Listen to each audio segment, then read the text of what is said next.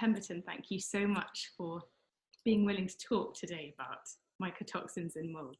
And I'm so looking forward to hearing what you have to say, and also telling me something of your experience with yourself and with your clients. So yeah, I would just love to dive in, if I may, and just ask away about just how you would describe mould issues that people are facing today, and the sort of main sources of mould that people are being exposed to. Okay, so for me, mould's a really big interest, because I came into this through my own ill health 12 months ago. But basically, I kind of see mould as a really big problem, especially in the UK. I see a lot of mould toxin illness. I see a lot of people who are genetically predisposed to have major problems with mould, and also people who have histamine problems associated with the mould as well. So, you know, it's a kind of an all-encompassing thing for me at the moment. Okay. And if someone was to ask you what the difference is between just mould that they have in their house and the mould that they had in their body, or the effect it has in their body, how would you differentiate that? Well, I think again, the mould that they've got in the house, that's kind of do we call it a flower, a plant, a microorganism that's kind of growing on the surface of anywhere where it might be damp and warm. It gives off spores, so particularly in the bathroom when you're having showers, if you've got kind of mouldy tiles or, you know, mouldy seals, then as the water hits, it's going to release the spores, which then you can breathe in.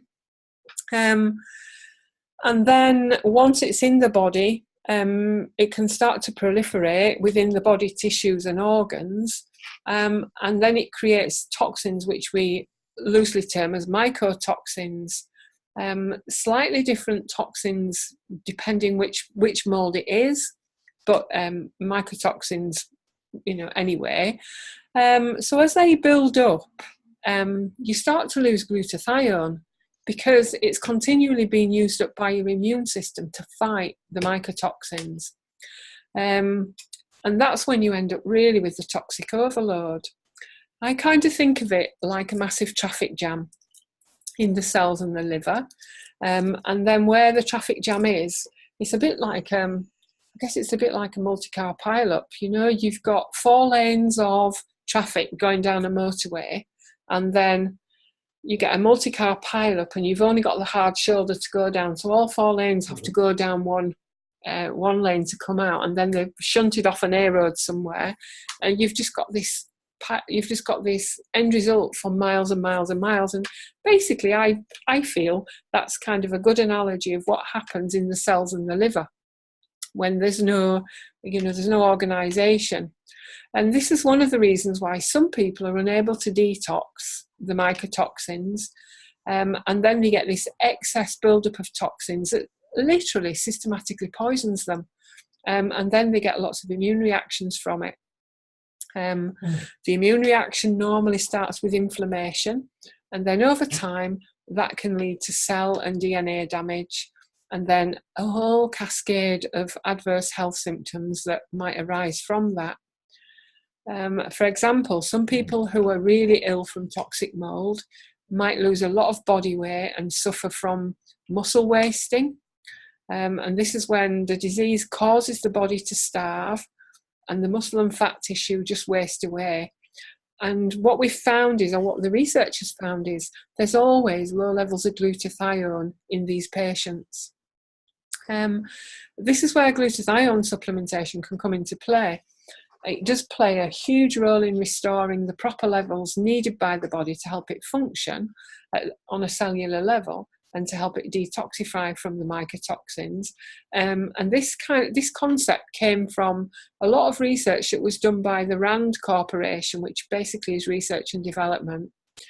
And what they're saying is,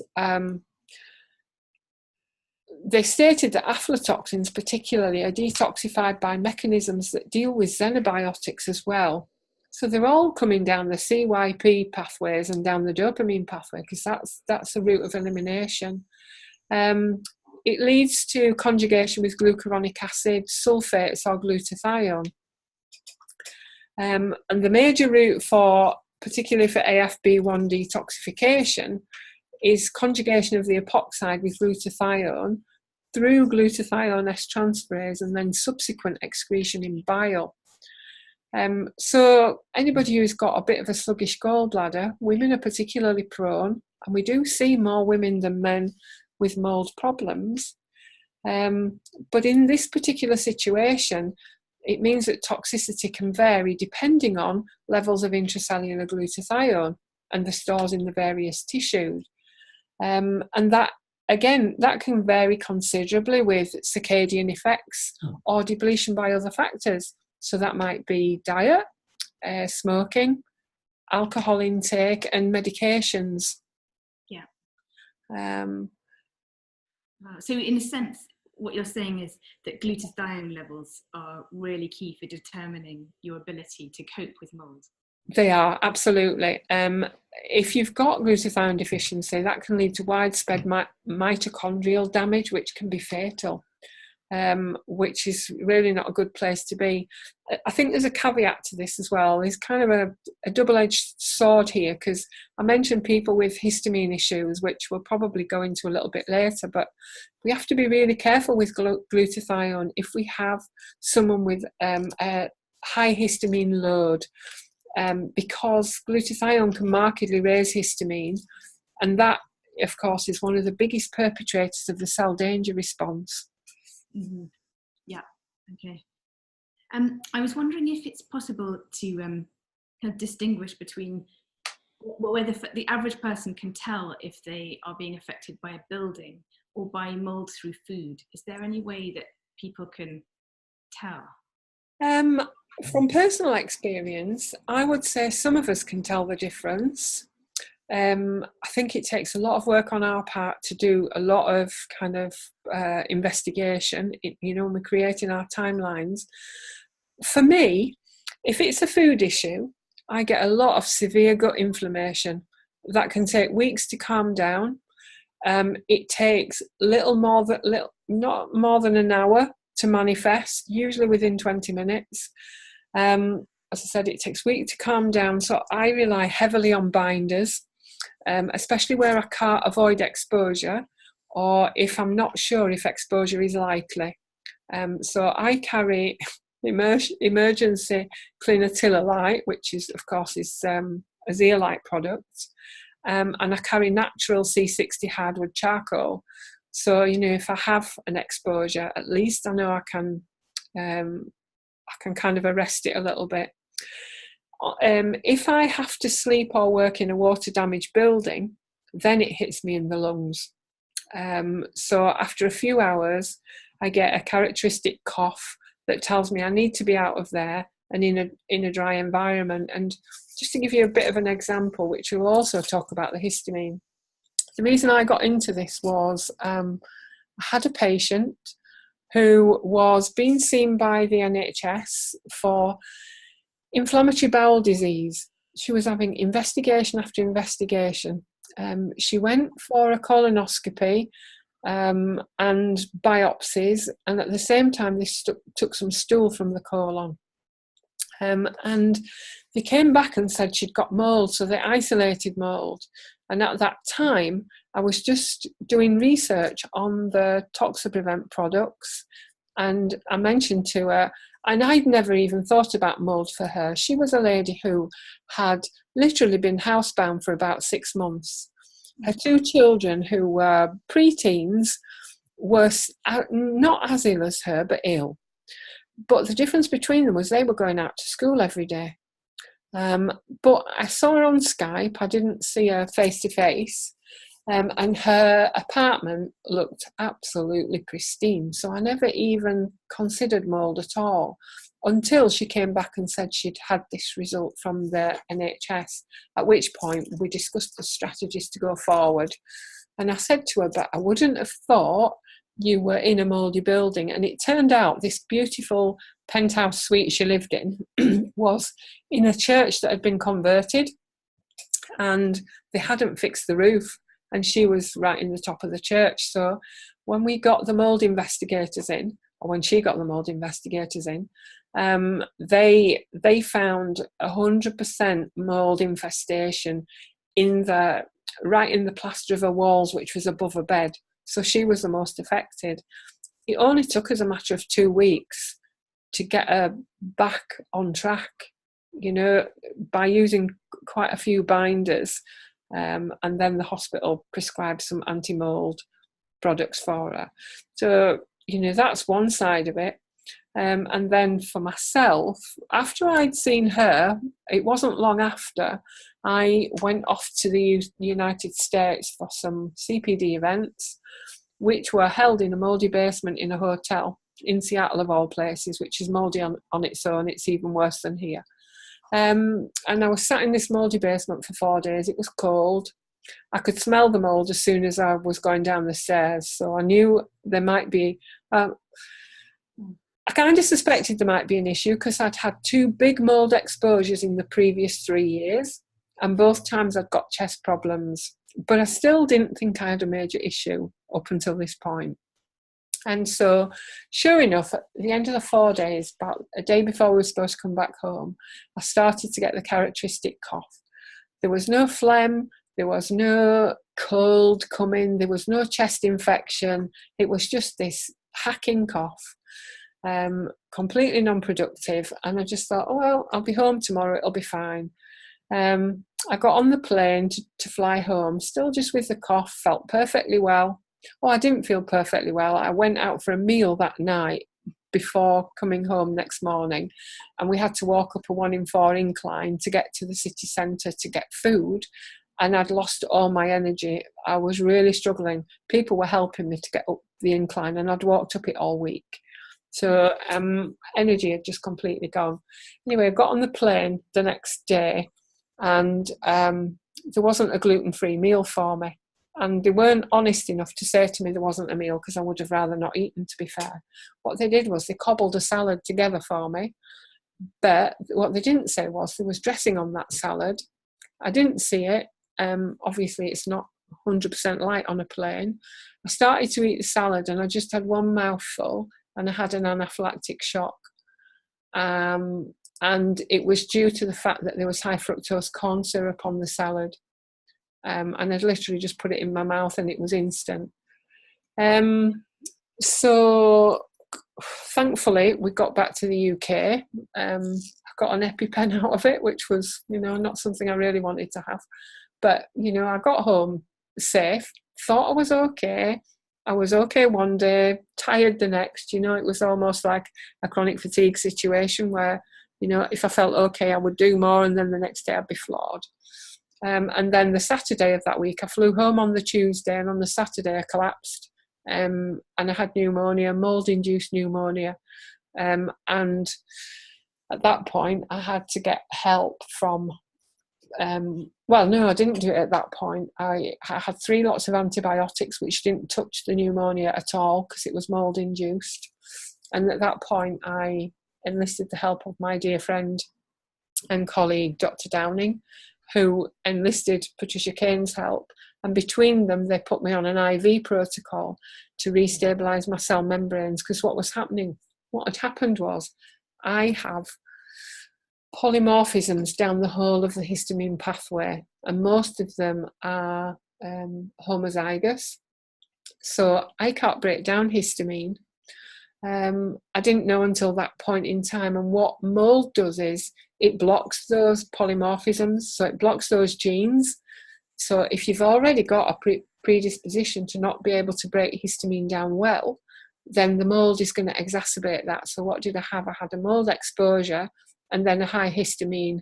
I don't even want to call it a food, because it's not a food, is it? It's a non-food. You know? but you know, and that took me a year to come back from. And yet I think, to be fair, if I hadn't have had the help from Dr. Downing and Dr. Kane, I'm not sure I'd be here today telling the tale.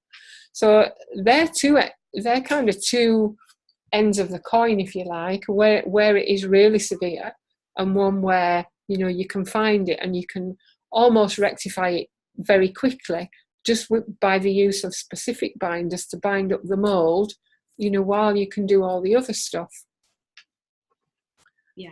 Yeah. I was wondering if it's possible ever to say how much mould is too much, given that there's so much potential mould in foods that people eat every day, and then potential mould in people's washing machines, for example. Yeah, I mean, I see this every day. Even people with multiple chemical sensitivity, sometimes that's mould. I've got a lady who reacts to just washing her husband's laundry, you know, or washing her own. She's an artist and she's in front of acrylic paints all the time, and she teaches people. So, you know, and I'm sure, well, hers is mould as a background, but then because the mould has been long term, she's kind of accumulated the toxins from that, and now it's spread into other areas. I mean, we will get a better, but it's early days there. So I actually think no amount of mould is safe. If you're reacting, you've either got to get out of there or you've got to do something to bind it all up. And I actually think it's safer to get out. I mean, you know, when my first exposure was, it's about 3 years ago now, I rented a bungalow for a short while. My mum was dying and I needed to be close to her, and the easiest way to be close to her was to rent a bungalow in her street, not many kind of houses away. But the person I rented it from wasn't a particularly great landlady, and she wouldn't change. There were no window locks, so I couldn't ventilate the place. And so we were having showers. The extractor fan was rubbish. The place was locked up. It wasn't particularly warm either, not great heating, but just warm enough to make my kefir grow like wildfire. And so by the time we'd been there 3 months, the place was just full of black mould in every room in the house. It was awful, and much worse in the bathroom, and we all had bad chests. But stupidly, I thought I was doing really fantastic because I was growing the best kefir in the world. You know, I could give my kefir to everybody in the street every week because it was just growing prolifically.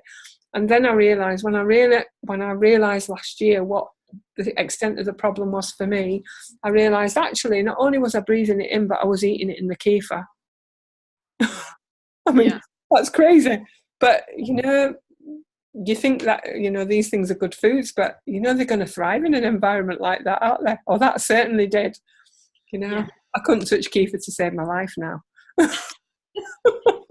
No, but that's interesting. But that you, having been exposed to mould, that kefir doesn't agree with you anymore. No, well, it's high histamine anyway. I was never sure whether it was my friend. You know, I think my son probably ate more of it than I did. I was never sure anything like that was my friend. I've never been good with ferments all my life. So, you know, the signs were there. You know, it's just I thought I was doing really good. You know, fermented foods are fantastic. But not if they're growing your mould. But that's really interesting, having been exposed to mould myself. I started to question whether I should be having fermented foods as well. I just started to think, I think there's too much of the same thing going on. Absolutely. But I'm looking forward to coming to the histamine in a second. But I was wondering, just for now, what you would say is there anything further you'd like to say about the mechanism of action, about how the mycotoxins act on the body, and any signs that people listening to this or reading this later would need to look out for? I think there's different signs for different versions of the particular toxins, really. I mean, mine was more a chronic fatigue, digestion, brain fog.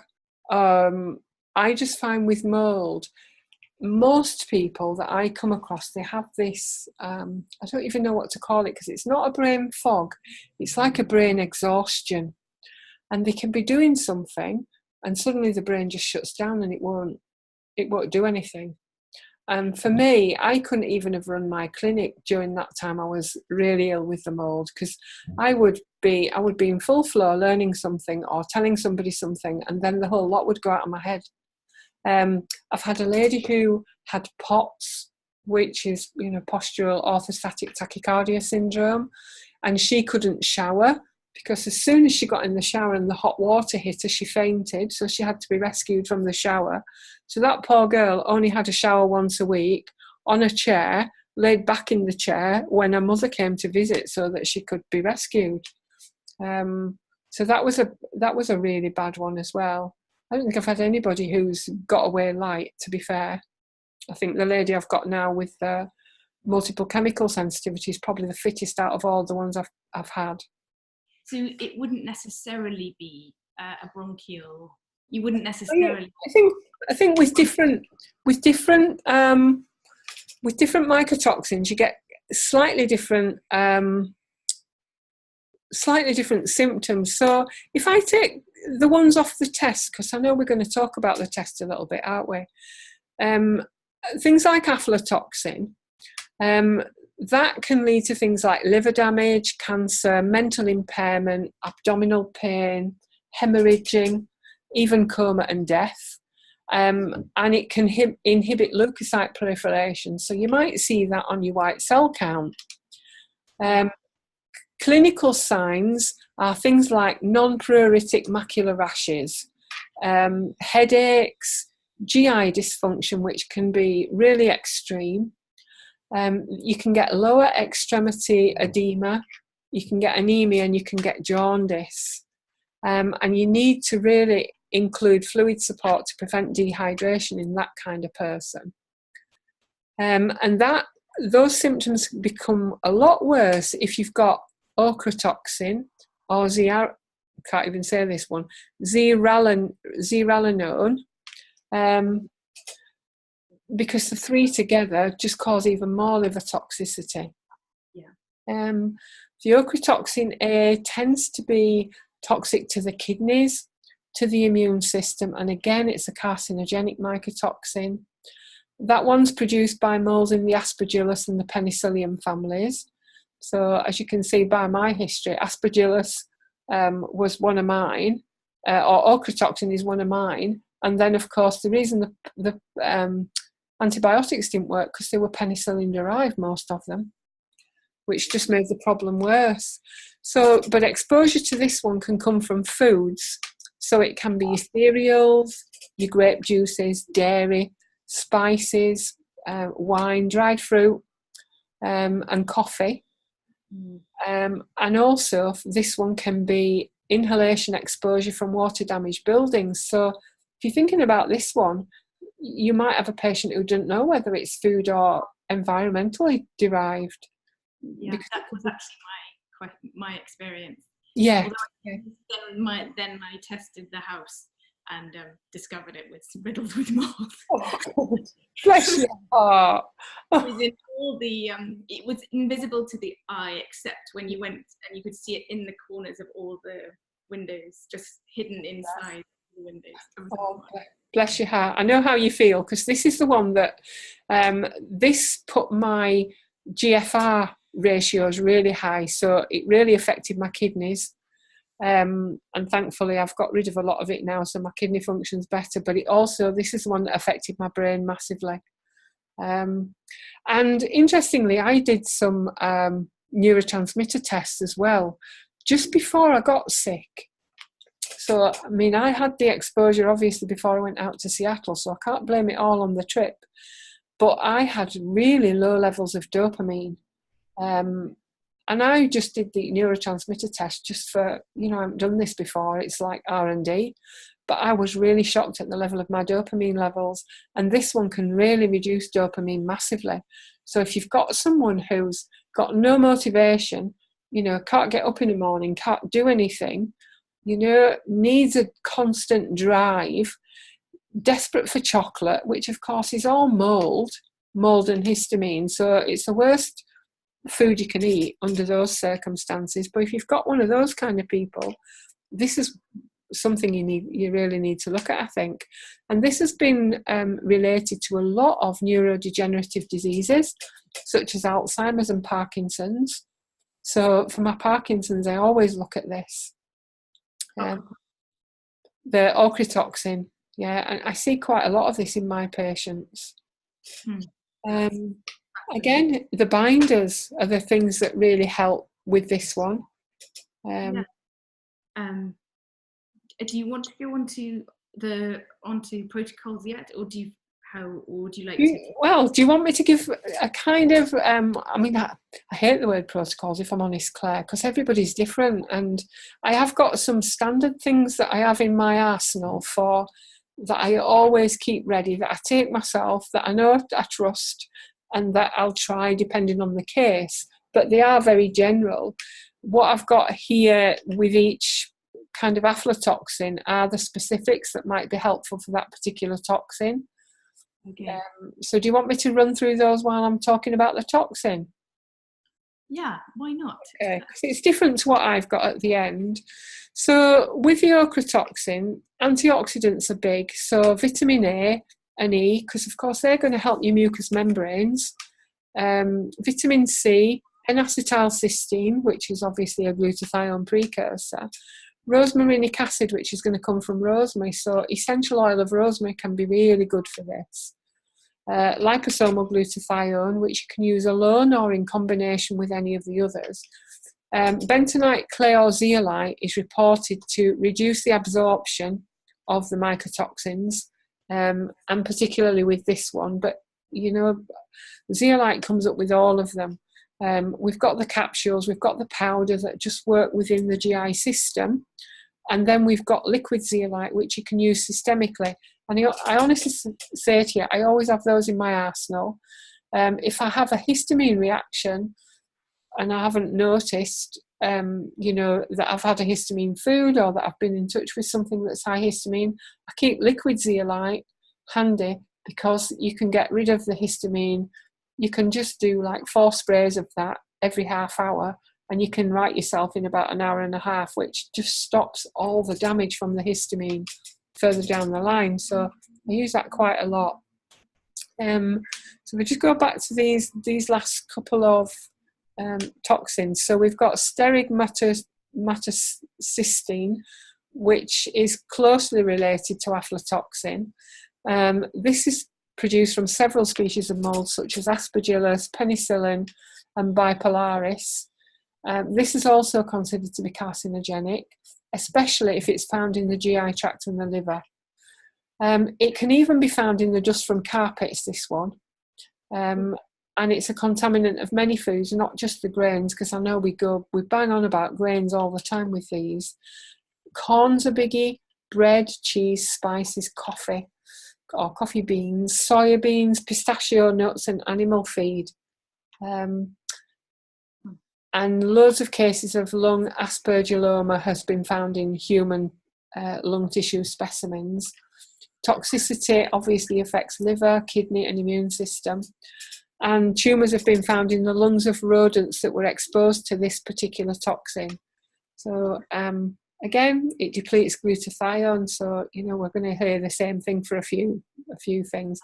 Interestingly, the drug. There is a drug called Altipraz that can increase glutathione conjugation of aflatoxins while inhibiting the toxic effects. I'm not sure if you'd get a doctor to prescribe this unless he was a medical doctor who was also a functional medicine practitioner. I don't think we know about mould to a good degree in the NHS yet. So with this one, carrots, parsnips, celery and parsley have been shown to reduce the carcinogenic effects. And again, back to the binders. Mm-hmm. What else have we got? We've got zearalenone, which is produced by the mould species Fusarium. That again is hepatotoxic, immunotoxic, and genotoxic. The foods that get contaminated with this one include wheat, barley, rice, and maize. So here's where paleo is going to come in handy for a lot of people. This has estrogenic activity, So again, you're looking at dopamine pathway here, because estrogen goes down the dopamine pathway. This can result in thymus atrophy, and it can alter spleen lymphocyte production. I've got a lady at the minute who's out in Germany who's just recovering from Guillain-Barré syndrome, and we've just isolated mould for her today, and it's this particular one. So I'm hedging my bets that caused her Guillain-Barré, which is quite interesting in itself. So this one, again, antioxidants such as lycopene, resveratrol have been shown to be beneficial, and the binders. What else we've got? We've then got Roridin E, which is the last one that comes on that mould test from Great Plains. And this is produced by Fusarium again, Myrothecium and Stachybotrys, which is the black mould you get in your home. This is also found in buildings with water damage, but can be found in contaminated grain. Now, this is really interesting because it inhibits protein synthesis by preventing peptidyl transferase activity. It's considered an extremely toxic byproduct and has also been used as a biological warfare agent.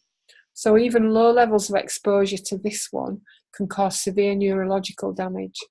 And even though I didn't test a lady with POTS, I suspect this was the one that was hers, because she renovated an old cottage, an 18th century cottage, and moved in before all the renovations were dried, and then got sick within 3 weeks of being there, and just proceeded to get bedbound over time. So that's another one. Bile sequestrants have been found to be really useful with this one. What else have we got? We've got Verucasarin, which is another one produced from Stachybotrys, Fusarium, Myrothecium, and again, water damaged buildings. There isn't anything different to tell you about that than the previous one. Yeah, bile acid sequestrants are really good for that one. And then we've got Enatin, which is a fungal metabolite, again from Fusarium. This is probably one of the most common cereal contaminants. And grains in different countries have been seen to be contaminated by high levels of Enatins. So the way this one works is it inhibits the acetyl-CoA pathway, which results in depolarization of the mitochondria and also inhibition of osteoclastic bone resorption. So you get bone problems with this one as well. Chronic exposure leads to weight loss, fatigue, and liver disease. And again, bile acid sequestrants and binders seem to be the thing that really help to mop this up. So they're the kind of the most common ones. At Damien's practice, we also measure some from Acumen because we measure lymphocyte sensitivity, which is looking at, is the immune system reacting to moulds? Which might link to your question earlier on. How come some people have a major problem with moulds and how come others can sit in the same building and not be affected? And the ones we measure on lymphocyte sensitivity include fumigadin B, aflatoxin B, terreic acid, which is Aspergillus terreus, fungisterol, which interestingly is a potent CYP3A4 inhibitor and a glycoprotein inhibitor. And this is actually included in drugs such as ketoconazole because it's a sterol derived from a fungal origin. So for someone on ketoconazole, this might be a real problem. And some people end up on that for long-term yeast problems, which may or may not be yeast, maybe more mould instead. So that's quite an interesting area. You mentioned, is there any chance that people would have autoimmune reactions to mould? Would they, if they, for example, if they hadn't have TPO antibodies, is that the kind of thing that would rise? Absolutely. TPO antibodies are known to rise massively with mould. They also rise with yeast, and especially if you start to kill it off, because once you increase the toxin load, first thing that happens is the thyroid's affected. But also, I see loads of people with autoimmune disease that I think is long-standing from mould issues. My own history, I was diagnosed with an autoimmune disease at the age of 6. I was diagnosed with psoriatic arthritis, which is really, really young for psoriatic arthritis. All my family were histamine. My mum, my sister, my mum's sister, and they were all eczema, asthma, hay fever, all that kind of makeup, and I never had that makeup. I had the psoriatic arthritis, so no one ever looked at histamine with me because it just wasn't that profile. But, as I got sick last year, it was a massive learning experience, and what I've learned since is my psoriasis, which I've had since I was 6 years old, and I'm now 60, is now going because I'm addressing the mould and the histamine. And I must have done everything in the book that we know about psoriasis, including all the leaky gut protocols. But the problem with mould and histamine, whenever you've got the toxins in the gut, you can't heal the gut. So you can take any amount of Permavite, bone broth, you name it, collagen, and you'll never heal the gut, because whenever you've got those toxins there, they're just going to raise zonulin. The cells are going to open up, and you're just going to have a bigger problem. But so I see a lot of autoimmunity. And of course, the Guillain-Barré case, that's more autoimmune than anything. Cancer, we know, is autoimmune. So, yeah, I just see it all the time. I don't think it's one organ or another. I think it, and if it's endocrine autoimmune, it's everywhere. You've got to really start looking at the hormones in a big way. Yeah. Would you like to say anything more about the connection between genetics and histamine? Because it's been sort of coming up, but is there anything? Yeah, I mean, there are certain genes in the histamine pathway. So you've got you've got the pathway that breaks down histamine, which includes the DBH enzyme. It includes DAO, which breaks down histamine in the gut. So diamine oxidase, everybody's heard of DAO now. We've got HNMT, which is extracellular, so it looks at cell membrane. You've got the MAO-B enzyme, which is about serotonin and also about histamine. And then you've got ALDH2, which breaks down alcohol. Now, if you've got polymorphisms in any of those SNPs, the more you've got, obviously, the worse it gets. Those genes can get turned on in the event that you've got a mold toxicity. So if you're in the unfortunate position I was in last year, where you're exposed to mold and then you eat high histamine foods, or you're exposed to something that's going to cause a massive histamine surge, then you're going to be in big trouble. Because what histamine does is it breaks down your phosphatidylcholine, which is what you make in your methylation cycle to create new cell membranes. It's going to trash the cell membranes that you've got, and you're literally going to be at death's door in no time at all.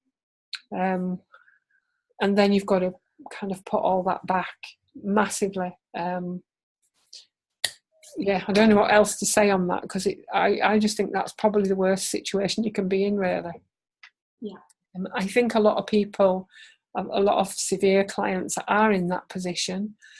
It takes a lot of getting them back, because, getting them on low histamine diet, trying to quell the histamine, because histamine as well can be triggered by dysbiosis. So, parasites, yeast, bacteria, SIBO, they can all trigger histamine. So it might not be that you have something in your environment that you're triggered to. It might just be an ongoing process at maybe a lesser level than what happened to me, or maybe it is at the same level, but, people get used to being sick. Yeah. That's really helpful. Good. Yeah, I was wondering, so say somebody listening to this thinks, I suspect that I've been exposed to mold in my, especially in a building, perhaps at work or at home. What tests would you recommend that they took? I think I would definitely recommend the biolab, the Great Plains test, which is the mold detox. I can't even remember the name of it. It's gone off the top of my head. Yeah, it's mycotoxins. Yeah, I would definitely go for that one. I think because they are the most common mold allergens that we come across. I think when I'm interpreting it, like I said earlier to you, I think no amount of mold is safe. I don't feel if your patient's got symptoms, even if it's right down in the yellow, I would still look at, avoiding the exposure and doing everything I can to bind it up while I, fix the underlying problem. But I do like the test. I use the lymphocyte sensitivity test myself. Not many practitioners can get an account with Acumen at the minute because John, who runs it, is looking at retiring. He's in his 70s now and he's done enough. But there is a lab in Germany who is about to take over. Well, they took over last year, but I don't know if they're kind of nationwide yet because they were only just starting to take the tests over. But I think they will become available for practitioners, and I think it will be this year. So those are really good ones, I think. I still often use biological testing service for stool testing if I suspect mould, because I've not seen mould in a prolific way in other stool tests. And I know it's there, but I don't know what biological testing service do differently, whether they culture it when they get it over to Germany. But they've been the ones who've always picked mould out for me. So I tend to use that one for the stools. Anything else, I'll use the more local labs. But, if I suspect mould, I'll go for that one. In my own clinic, I use live blood cell analysis as well, because that means my patients don't have to pay for a test. And I can see the mould. We know... You can see mould in the serum and you can see it in the red cells if it's there. So for me, that's not a diagnostic test, obviously, because that can pick things up a long time before a diagnosis would be possible. But at least it gives us, a broad base. It saves my patients a lot of money. And if they're keen to go with that, then I'll go with what we see on the live blood. But they're the ones I use more regularly. Okay, that's so helpful.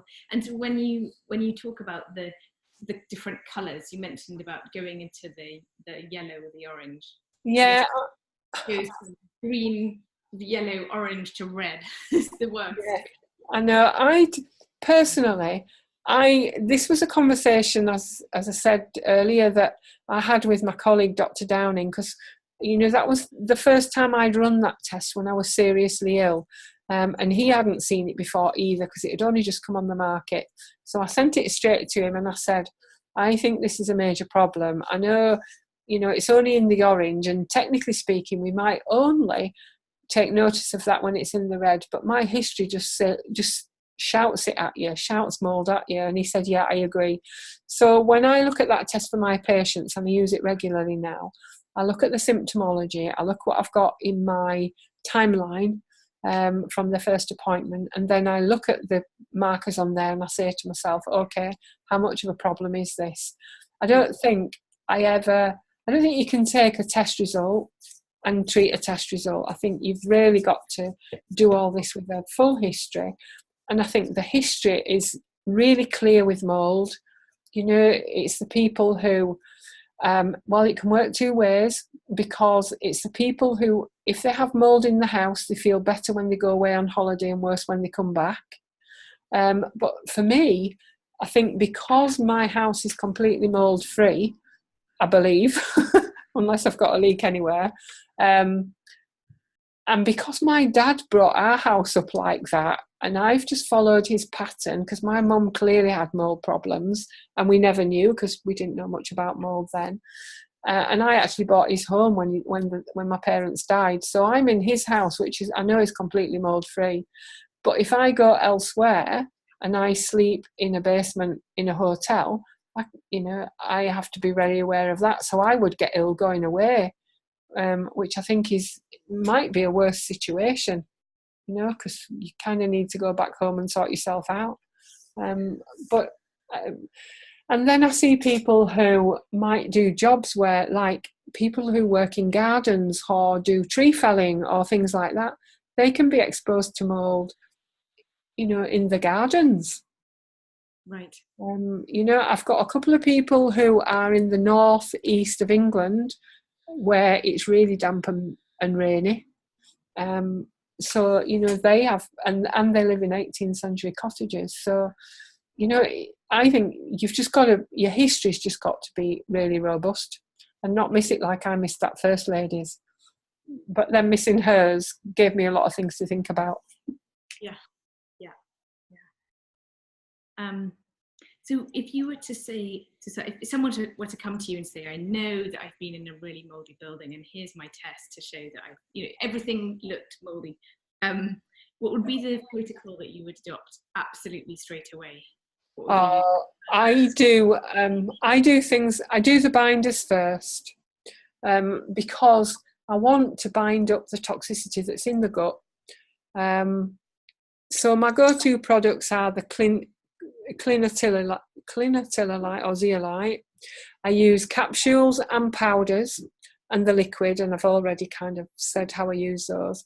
I also keep charcoal handy, but I use the N60 hardwood charcoal, not the activated charcoal, because there's evidence to say that charcoal mops up minerals as well as the toxicity, and the hardwood C60 charcoal doesn't. There's research behind it that says it's fine for that, and you can use it daily, because I do find my patients need binders kind of long term almost. My other go-to is liposomal dim. I adore liposomal dim, and the reason I adore it is it's an NRF2 upregulator. So the minute you start using it, if it's going to work, the patient feels energised after the first dose, and I did.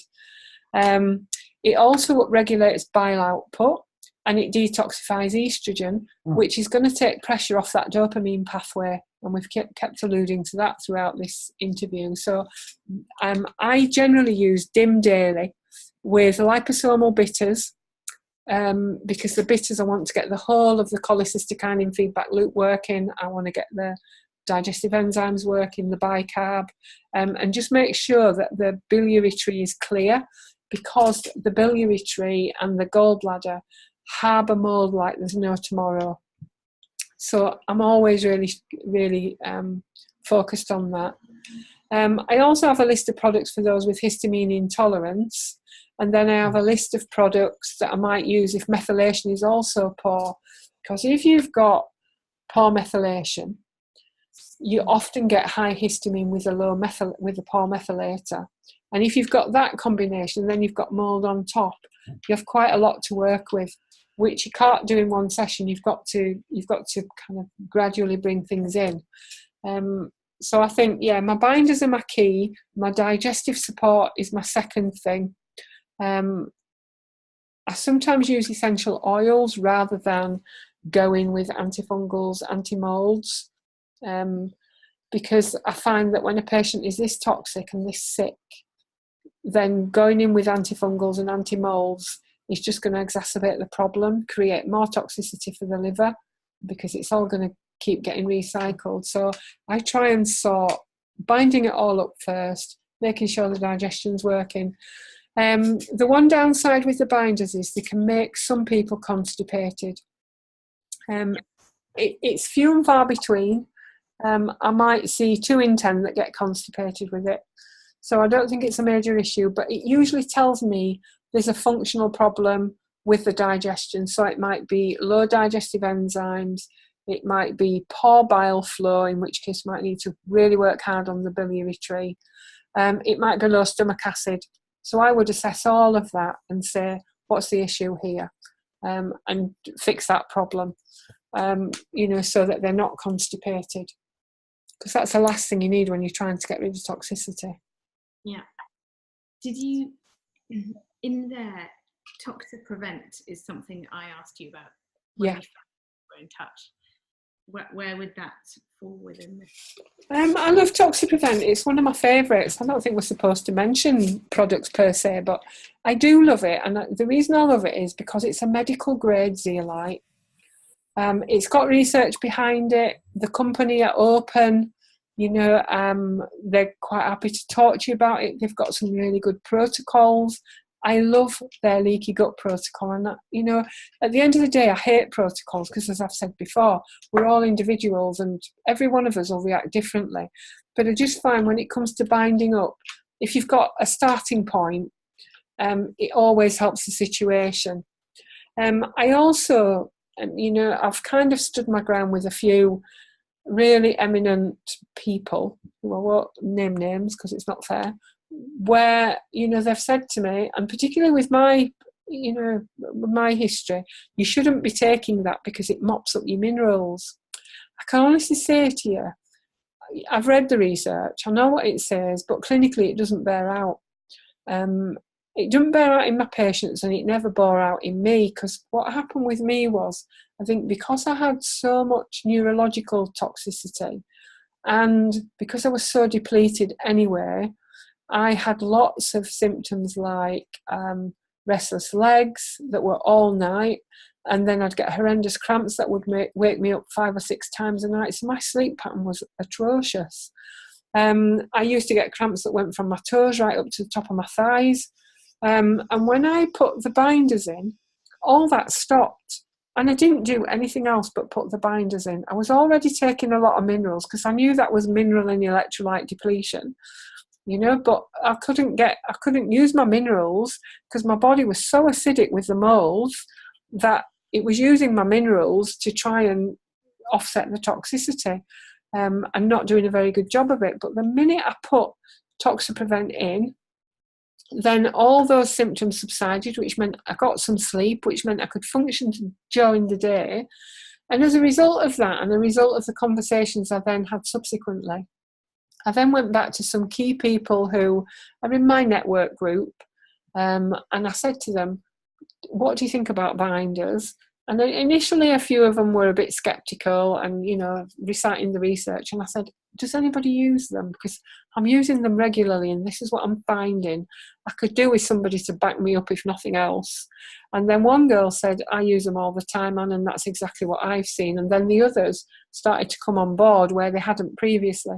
And we've all seen the same results, where we've got people who've got electrolyte imbalance, cramps, restless legs, all that kind of thing. As soon as we've mopped the toxicity up, the body's been able to use the minerals it's been given and sort the problems out. So I don't buy the concept that the binders deplete minerals. And when it, there's a bit of a argument that zinc is a little bit different.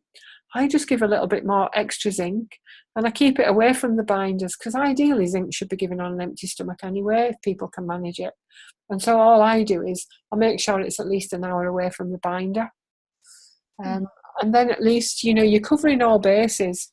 Yeah, that's really interesting, because I had, as you mentioned, various other research. I've heard the opposite about minerals. So that's fascinating. Yeah, I think activated charcoal and bentonite probably mop minerals up more, but that's why I use the hardwood C60 charcoal. Yes. Because that has the research that says actually it doesn't bind up minerals. I'm sure it'll change in time, because everything changes, doesn't it? Everything becomes in vogue. But at this point in time, I'm trusting what I'm doing, and and it's getting people well. So what can you say, really? I mean, mould is becoming more and more recognised, and yeah, it's fantastic that more and more people are realising that they might not be going crazy. Absolutely. But they feel it, don't they? I mean, you must have seen it just the same as I have, Claire. They certainly feel like they're going crazy, even when they know it's a problem. Yeah. And in fact, following on from that, I was wondering if you had any comments for people who need leverage to, for example, get out of a work building or a rented apartment or something, and they need some kind of test to sort of prove it. Are there NHS tests that will Well, the only NHS test I've ever come across is that one I told you about, where the lady had it in a stool.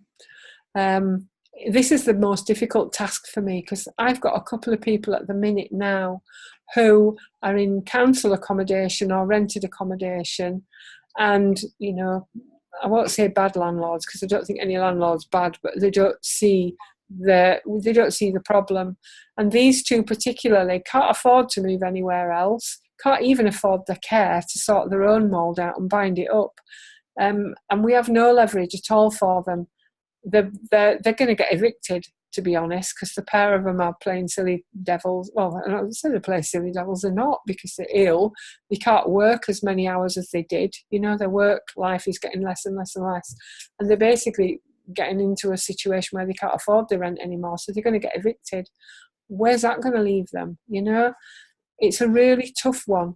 The only test I've ever had, as I've said, is that stool test. I do try to send these mycotoxin tests, but unless you've got a really good GI consultant who fully understands, and I must admit I've got a brilliant one in York who just gets all of this. He's absolutely amazing. Unless you've got that kind of network, it's hard, really hard. I think up here we've got about 6 or 7 functional medicine doctors now who were GPs, who've gone and done the AFMCP course, you know, applying functional medicine in clinical practice with Nutrilink and the IFM.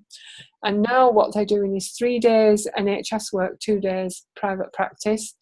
Now they're the people who can change things, because they live in both camps. They've got to be careful, obviously, because they've got to stay within their professional terms of agreement. But they're the people who I think can change this. So we have to educate them. And they're fast catching on. So, you know, I think in time, it's like everything else. It will get recognition. But I don't think, unless the NHS drastically changes, there's not going to be any money in the pot to help people. Because the NHS was never designed for chronic care.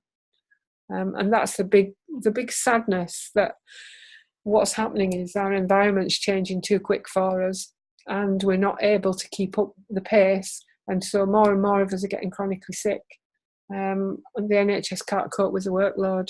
We're great. It's the most fantastic invention for acute care, and everybody who works in there, I take my hat off to them, because I did 30 years of NHS, got burnt out, and these doctors who are now moving across with us, they're burnt out. You know, they want a better lifestyle, because they can't help people because they're too burnt out. It all needs to change, but when it'll change, who knows? But you know, I mean, everybody's just working so hard, and you can only do what you can do, can't you? But this is a fantastic amount of information to share about a problem that is becoming more and more recognised. And just thank you so much for sharing so freely and carefully about your practice and what you found with yourself and your clients. You're very welcome, Claire. I've been taking notes copiously. I'm sure others will be too.